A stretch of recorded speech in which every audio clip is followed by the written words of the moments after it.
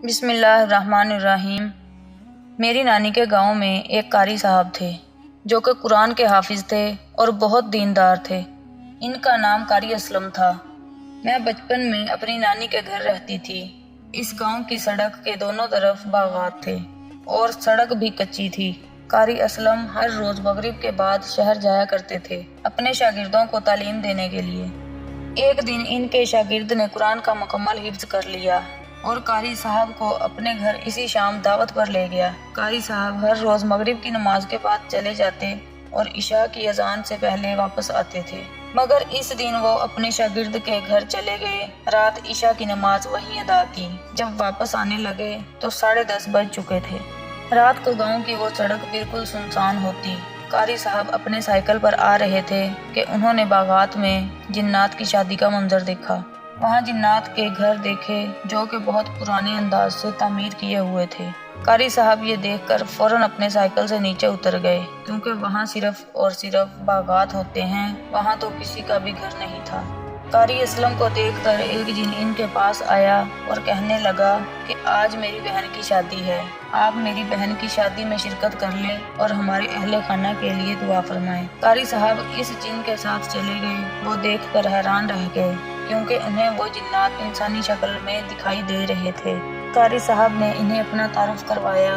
वो इस जिन को तालीम देते रहे। उन्होंने ये बात बहुत से लोगों को बताई, मगर किसी ने इनका यकीन ना किया।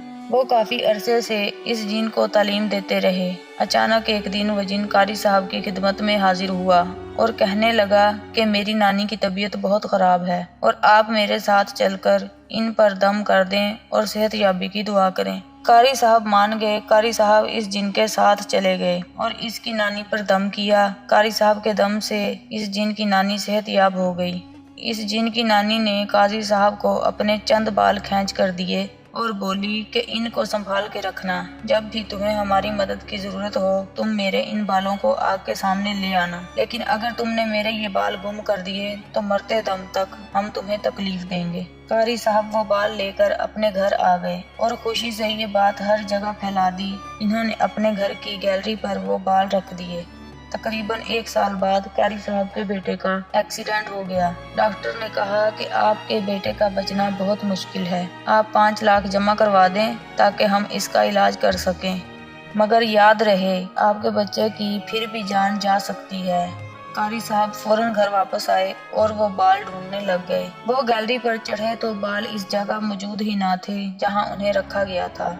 इसी वक्त कारी साहब को जोरदार झटका मिला और वो गैलरी से जमीन पर मुंह के बल नीचे गिरे। कारी साहब बेहोश हो गए, मगर जब उन्हें होश आया तो उनका बेटा इस दुनिया से जा चुका था। जिन्नात ने इन्हें बहुत बुरी तकलीफ पहुंचाई और उन्हें पागल बना दिया। ये एक सच्चा वाकया है जो हमारे एक ग्रुप मेंबर ने इनबॉक्स में भेजा है। ये सिर्फ इसलिए कि लोग ऐसे वाकयात का यकीन नहीं करते बल्कि मजाक उड़ाते हैं, लेकिन ये एक सच्चा वाकया है कि कारी साहब आज भी जिंदा हैं, पर वो भी नीम पागल हैं और इन पर अब भी जिन्नात आते हैं। अल्लाह पाक हम सबको ऐसे जिन्नात से महफूज रखे।